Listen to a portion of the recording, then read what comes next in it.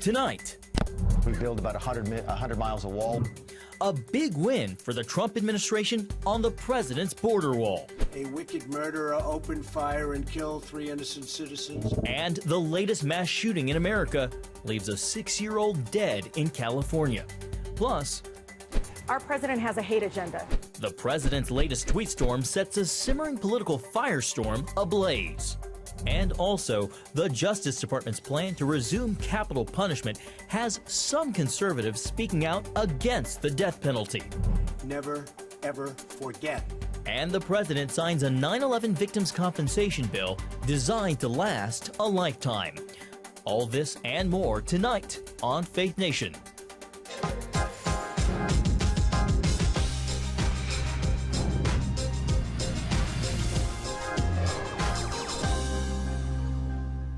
The Supreme Court helps President Trump deliver on a 2016 campaign pledge. Welcome to Faith Nation. I'm John Jessup. And I'm Jenna Browder. The president has scored a major win for his long-promised southern border wall. A Supreme Court ruling over the weekend comes in the wake of a blow to the administration's new asylum rule. CBN News Capitol Hill correspondent Abigail Robertson has the latest on the southern immigration front. Abigail? Well, the narrow ruling allows $2.5 billion in defense funds to be used for building a southern border wall. Meanwhile, court challenges continue against the president's declaring the border a national emergency, which allows him access to that money.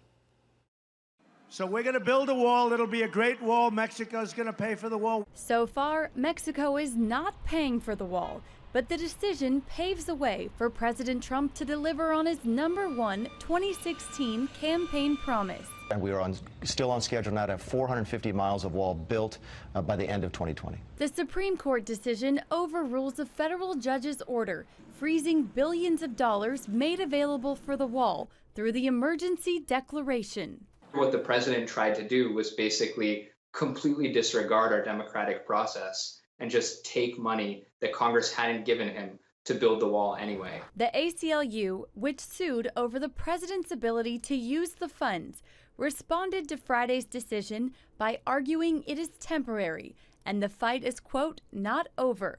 We will be asking the federal appeals court to expedite the ongoing appeals proceeding to halt this irreversible and imminent damage from Trump's border wall. And we are so swamped. In other immigration developments, Ken Cuccinelli, acting director of the Citizenship and Immigration Services Office, spoke with CBN News about the administration reaching an agreement to have migrants from countries like El Salvador and Honduras apply for asylum in Guatemala rather than in the U.S. That we're trying to unbury ourselves systematically so we can let the good ones in. And by good ones, I just mean people who have traditional asylum claims, who have persecution for religious reasons. Cuccinelli says his department has a backlog of 300,000 asylum requests, and the Department of Justice is wading through some 500,000 more. The administration hopes the new policy, which spurred weekend protests in Guatemala, will help ease the, quote, dire crisis at the southern border. 2020 Democrat presidential candidates are expected to criticize the asylum changes and Supreme Court decision while touting their own immigration policies in this week's second round of debates beginning Tuesday night. All right, Abigail Robertson, thank you very much. Well, the shooter who killed 3 people, including 2 children and a man in his 20s, used an assault-type rifle when he opened fire on a California food festival this weekend. The gunman injured 15 others. Those dead include a 6-year-old boy and 13-year-old girl. Officials say the motive for the mass shooting at the Gilroy Garlic Festival remains unknown. Then police are still investigating if there is a second suspect. Today, President Trump spoke out against the violence. We express our deepest sadness and sorrow for the families who lost a precious loved one in the horrific shooting last night in Gilroy, California. While families were spending time together at a local festival, a wicked murderer opened fire and killed 3 innocent citizens, including a young child. We grieve for their families, and we ask that God will comfort them with his overflowing mercy and grace. And joining us by Skype now is Christian Heine, Vice President of the Brady Campaign to Prevent Gun Violence. Christian, good to see you. Thanks for joining us. Thank you for having me. You know, another mass shooting. What does your group advocate is the fix here? Well, look, the Gilroy shooting is indicative of a really broad problem and frankly a uniquely American problem that we have with gun violence in this country. I think, you know, what we are dealing with is a really complex issue that has a comprehensive solution. So, you know, I don't want to get into details and what we can do to prevent any one shooting. What I want to do is save the most lives we can. And the fact is, you know, 36,000 people are dying every year because of access to weapons, and there's so many common sense, common ground solutions we can be working towards that will save lives every single day, and that includes background checks, that includes things like extreme risk protection orders, and it certainly includes things like high capacity magazine bans and assault weapons bans. Christian, the San Francisco-based Giffords Law Center gave California an A grade in its annual scorecard, citing California's gun law as the strongest in the country. After Gilroy, though, critics would say that it's a sign that not even the strongest laws on the books are foolproof when it comes to preventing gun violence. Yeah, you make a fantastic point. And as we heard law enforcement say today at the press conference, the gunman didn't buy his firearms in California. His firearms were purchased in Nevada. The reality of the situation is we know that California isn't an island. And if we really want to address this national epidemic that we have, this national crisis that we have, we need some federal standards, some federal laws that will make it more difficult for dangerous people to get access to deadly weapons. And we know what those solutions are. And I think that this shooting, as horrific as it is one of many that happened this weekend that just show the dire need that we have to have stronger laws. So your group's goal is to reduce gun violence by 25% by the year 2025. Christian, how realistic is that goal, and is it truly bipartisan? I certainly think that it is. If you look at the states that have stronger laws that we know that work, you know, things like extreme risk laws, things like background checks, universal background checks, and the common sense policies that Americans just overwhelmingly support. You know, they are consistently polled 80, 90%, and even, you know, have broad support from gun owners, from NRA members, and frankly, from a number of NRA members who don't feel like the NRA themselves and the NRA leadership are voicing what it is that they do want. I don't think there's very many people, if anybody, in this country that is advocating in support of gun violence, and I think we know what the common sense solutions are to tackle this big problem. All right, Christian Heine, we thank you so much. It's great to have you today. Thank you very much for having me. Well, the Director of National Intelligence is stepping down. Dan Coates' leadership as the DNI marks one of the longest tenures of any foreign policy head to serve under the president. Nevertheless, his resignation announcement caps a tumultuous relationship between the president and the intelligence community. The DNI and the commander-in-chief were often at odds over Russian interference in the 2016 election. Coates steps down on August 15th. The president has indicated he'll nominate Texas Republican John Ratcliffe as the next Director of National Intelligence. Well, the president and his aides are pushing back against new accusations of racism after a series of tweets aimed at African-American Congressman Elijah Cummings and the city of Baltimore. On Twitter, the president pointed to Cummings' failure as the city's congressman. Here's the tweet. If he spent more time in Baltimore, maybe he could help clean up the very dangerous and filthy place no human being would want to live there. Democrats say the president's criticism is politically and racially motivated. This president has shown us time and time again, from the way that he started his campaign to the comments about that Mexican-American judge during the campaign, to his failure to immediately condemn white supremacists in Charlottesville in 2018. There's a pattern here. He continues to say things about American cities all across this country. I mean, look, our president has a hate agenda. But the president stands by his statements in another tweet today. If the Democrats are going to defend the radical left squad and King Elijah's Baltimore fail, it will be a long road to 2020. And here now for more is Caitlin Conant, political director at CBS News. Caitlin, just when we thought we had our fill of presidential tweets and race, we saw the new tweets over the weekend with Elijah Cummings spilling into today. Right, and again, this is something that the president is doubling down on this morning. It's clearly a fight that he wants to have, and I think we'll see this bleed into the debate in Detroit this week, where in 2016, Hillary Clinton underperformed with African-American voters. So I think, as we've seen over the weekend, continue today, the 2020 presidential candidates on the Democratic side will continue to point out their differences with the president of a race. Caitlin, how calculated do you think these tweets are, if at all? You know, we see the president today, on the heels of these tweets, meeting with inner-city faith leaders. Is this sort of cleanup on their part? Is it a coincidence? Or what do you make of all of this and the timing? You know, I haven't seen a readout of the meeting yet. What I do know is that it was not on the schedule this morning, and the Baltimore Sun just reported that they invited a black pastor from Baltimore to attend, and he said, you know, I don't know if I was invited because of the cleanup or not, if it's in the aftermath of these tweets. But I do think it's something that the president wants to talk about, and maybe his team is pushing back as they have in the past. Do you think a lot of these tweets that he puts out are calculated, or him just, you know, putting his thoughts out there for everybody to see? I think the president really knows how to dominate media coverage. And right now, going into the debates, even the sitting Democratic senator in Michigan says we should be talking about pocketbook issues.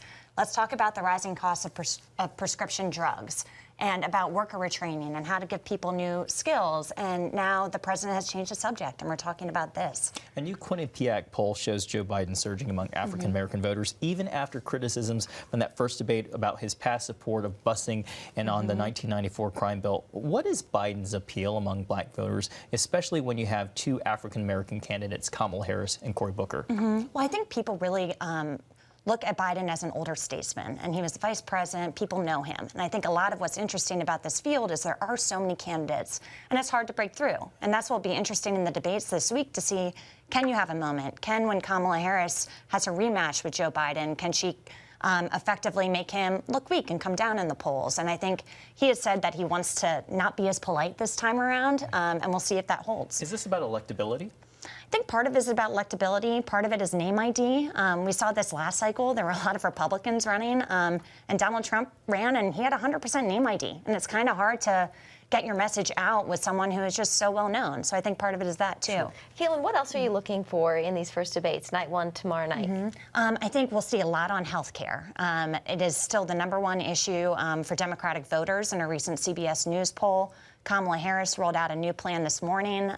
She'd kind of waffled on the issue before, and now she's being criticized by both sides. Bernie Sanders' team is saying that, you know, you can call it what you want, but you can't call it Medicare for all. Meanwhile, Joe Biden is saying this is just Medicare for all light. So I would expect a lot of discussion about health care. Do you think a lot of them will be going after Joe Biden like Kamala Harris did last time? Or where will their fire be focused this time? Well, I think tomorrow night you'll have an interesting matchup between Bernie Sanders and Elizabeth Warren, who are kind of competing for the more progressive wing. And they'll be joined on stage by many of the more moderate candidates who are looking for a breakout moment to do better in the polls and to get more money, which they need to get in the debates in the fall. And that's Amy Klobuchar, it's Steve Bullock, John Delaney. And then the next night will be kind of what we're all waiting around to see, which is the rematch between Biden and Kamala Harris. Cory Booker, as you said, has pointed out his differences with him on criminal justice reform, so we can expect a lot of that. Well, Caitlin, we always appreciate your expertise, and thanks for joining us today. Thank you for having me. Coming up, why one conservative group is coming out against the Justice Department's plan to resume executions. Introducing the CBN Bible from CBN.com. Now, an easier way to study the Bible and grow in your faith. Highlight your favorite verse. Read separate versions at a glance. Click and read a commentary. Or cross-reference your favorite verse using the Strong's Concordance. All the right tools to study the Bible, all in one place. The CBN Bible, available at cbn.com/Bible or the iTunes App Store. It has the power to influence weight loss, boost your immune system, and improve brain function. We've seen an explosion of data on the role of the gut microbiome in health. The free Build a Better Gut booklet reveals the latest information about the gut microbiome. You'll discover how your gut affects the rest of your health. The gut microbiome has been linked to depression and cancer and heart disease. Learn how to build a stronger, healthier gut. The microbiome, if it's in good composition, are really protecting us all the time from more invasive things. Get the Build a Better Gut booklet, free from the Christian Broadcasting Network. Call 1-800-700-7000 or go to cbn.com/buildabettergut. You need to make sure that your microbes are working with you, not against you. And if you order online, you'll get immediate access to the Build a Better Gut series, a digital copy of the booklet, and related bonus material. Build a Better Gut today. Call 1-800-700-7000 or go to cbn.com/buildabettergut for your free copy. Here, we're committed to a heritage of rigorous scholarship dating back over 1,000 years. And to a faith tradition dating back 1,000 more. This is how we create a culture of inquiry where no topic is off limits. And a culture of hope. Anything's possible! It's Christian leadership. And it's changing the world for the better. It's higher learning. It's greater knowing. It's what makes us whole. It's what makes us Regent. Welcome back. The Justice Department is getting ready to resurrect the death penalty. Nearly 2 decades since the last federal execution in 2003, the DOJ is set to execute 5 death row inmates, all of them murderers convicted of killing children. Executions at the federal level are rare. The U.S. government has enacted capital punishment 3 times since restoring the death penalty in 1988. The newly ordered executions are scheduled to begin in December. And with us now is Hannah Cox with conservatives concerned about the death penalty. Hannah, thank you so much for being with us. Thanks for having me. You know, there was a time, maybe not that long ago, when that might have sounded like a contradiction. So what's changed? Well, I think we've seen a real downturn in the trend for the use of the death penalty over the past couple of decades. We see that new death sentences are down 60%. Last year was the 4th in a row the country carried out fewer than 30 executions, and all of those were in only 8 states, with more than half of them in Texas alone. So it's really down, highly concentrated. And I think what's been happening is people are being able to see behind the scenes the criminal justice system in a way they haven't in before recent decades. And they're recognizing it's not operating as it should be. And Hannah, when you're making the case, what's the strongest argument that you make against the death penalty? In my opinion, it's the numbers of innocents in the system. That was what made me first change my opinion on the death penalty. We've had 1 person exonerated from death row for every 10 executions in this country. That's a lot of wrongful convictions. And I just don't think it's worth the risk. What about justice for the victims? You know, in a lot of their families, cases where the DOJ is reinstating the death penalty for heinous crimes against children. You know, we work with a lot of murder victims' family members across this country, and I think one thing that gets left out of these discussions so often is how nuanced their opinions on this subject are. In New Hampshire, where we actually overturned the death penalty this year, the amount of victims that came out and is opposed to the death penalty really overwhelmed the number who were there in support of it, and many of them feel it doesn't offer closure, and in fact can really kind of prolong their suffering and keep them in and out of the courts for many years. Have you seen attitudes and perspectives shifting on the debate? Absolutely. I think, you know, obviously the polls continue to show a downward trend in the favorability, but really, once again, when you get into the actual operations of it, when people are asked if they want to participate in carrying it out, we're seeing that more and more states and people on juries simply don't want to participate and are seeing that there are other means for ensuring that society is protected from dangerous people without having to go to this extent. It's interesting when you look at the death penalty or capital punishment and people who make the argument against it. One of the arguments is look at the other countries who still carry out the death penalty. What do you have to say about that? I think it's pretty shocking. We're one of 3 Western countries that still has the death penalty. We're not in very good company. You're typically looking at very totalitarian type regimes that are still using this as a method of justice. And, you know, at the end of the day, it doesn't make sense. We're spending a lot of money on the death penalty. It costs far more than the next most expensive sentence, which is life in prison without parole. And not only is that wasteful, about $750,000 to $1 million more per case, but that's money that we're not spending on programs that actually could work to deter crime, which we know the death penalty does not, and that's money we're not spending on solving more crime. We only have a national average homicide clearance rate of about 51% in this country. That means almost half of our homicides are going totally unsolved. That's not tough on crime, and it's certainly not producing justice for all. Yeah, well, it's an issue that I know we'll be talking about a lot in the months and years ahead. So Hannah Cox, excuse me, we just had Caitlin on. Thank you so much. Great to have you. An important discussion. Thank you.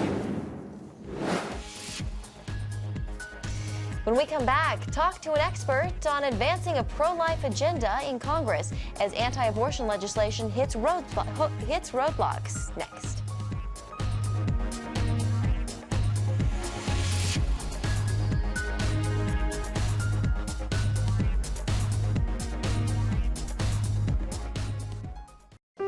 Life. It's meant to be lived fully. Jesus said it. I came to give you life. Life to the fullest. Life in your family. Life in your finances. Life in your body, mind, and spirit. Life in your everyday. At CBN.com, we're taking what Jesus said seriously. We're here to help you discover life. Life. Live it fully. CBN.com. Want to be a part of a community that inspires your spiritual growth while winning prizes? The all-new MyCBN app. Connect with the community for prayer and encouragement.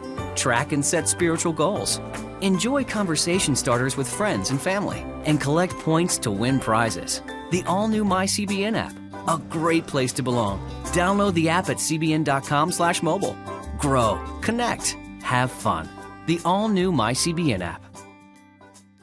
Watch breaking news, in-depth exclusive stories and programs, from health to entertainment, you won't find anywhere else.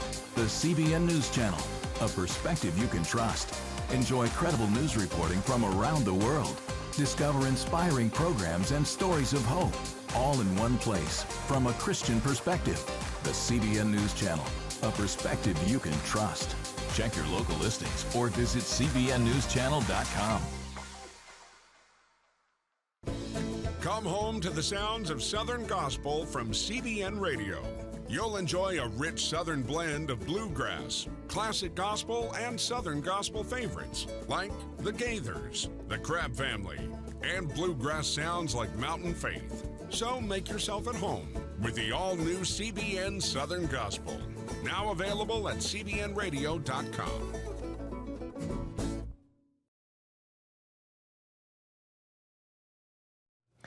Tonight, Arkansas's only surgical abortion clinic remains open after a state judge blocked a new law last week restricting abortions.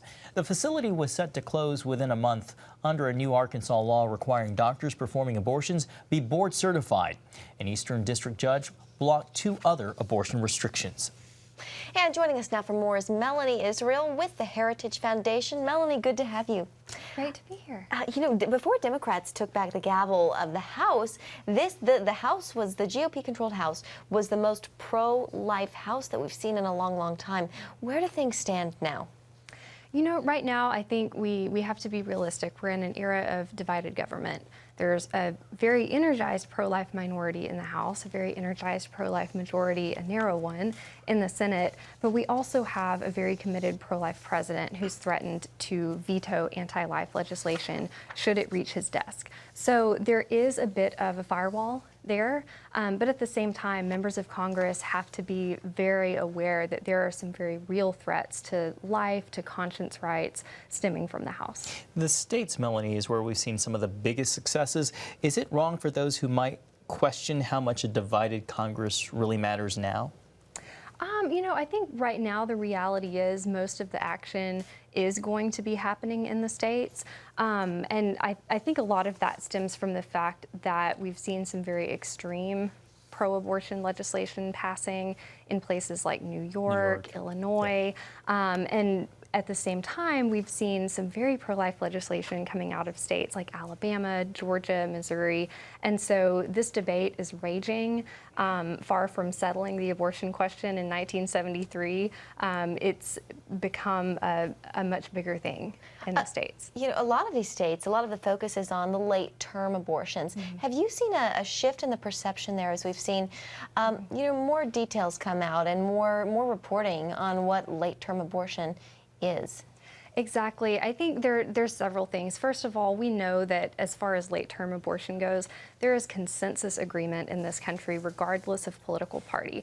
Americans are not in favor, by and large, of late-term abortion, regardless of how they identify politically. So let's be realistic. This is a consensus issue, first of all. But also, I think culturally speaking, for many Americans, their first picture was taken when they were still in the womb. The first time they saw their little brother or their little sister was when that sibling was still in the womb. We have all of these wonderful scientific advancements, babies being born more and more prematurely and surviving and thriving. And so when people see that it would still be legal for that child to be aborted, it just doesn't match up with what we know based off of our own experiences. All right, Melanie, thank you so much for joining us from the Heritage Foundation. Good to be here. Thanks, Melanie. Well, coming up, never forget, the president signs a bill that will permanently replenish the 9/11 Victims Compensation Fund.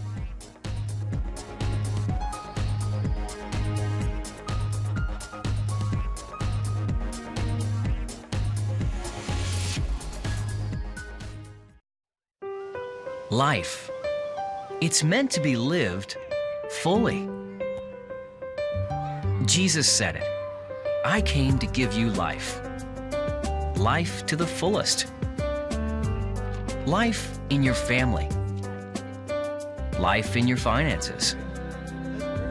Life in your body, mind, and spirit. Life in your everyday.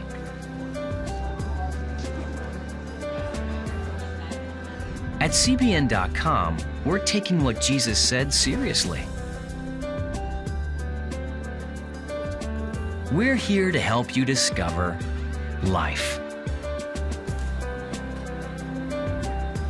Life. Live it fully. CBN.com.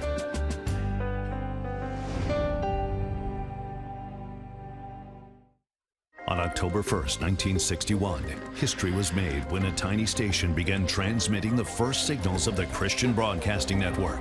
CBN, the Christian Broadcasting Network. And now, a new era has begun with the all-new CBN News Channel. Just moments ago, the Iron Dome intercepted an incoming rocket right on the Gaza border. Administering in this area, spiritual warfare is definitely involved. A 24/7 news network, bringing you the news you want from a source you can trust. In Kenya, 40% of the medical services are actually provided by these Christian hospitals. Let's talk about the economy. Believers here are joining together to win people to Jesus Christ. All your favorite shows now in one place. Go to CBNNewsChannel.com to find out how to get the CBN News Channel on your TV all day, every day. CBN News. Welcome back. Well, finally tonight, the United States, after a long wait, has reaffirmed its commitment to the victims and first responders of the 9/11 terror attacks. Nearly 20 years after the worst attack of terrorism on U.S. soil, killing nearly 3,000 people, President Trump signed the bipartisan 9/11 victim compensation bill into law during a Rose Garden ceremony at the White House. They answered terror with the emotional strength of true American warriors. To every 9/11 hero, you poured out your heart, your sweat, your soul, and everything you had for your country. You ran toward the wreckage into a ball of flames like, frankly, nobody in this country had ever seen. And the president said the bill allows the U.S. to honor the sacred vow to, quote, never forget. And Jenna, for those who were alive and remember those scenes, we will never forget. So great tribute to those who fought and were our first responders and those who survived. And the true heroes. Yeah. Well, that's it for tonight's Faith Nation. Have a great night.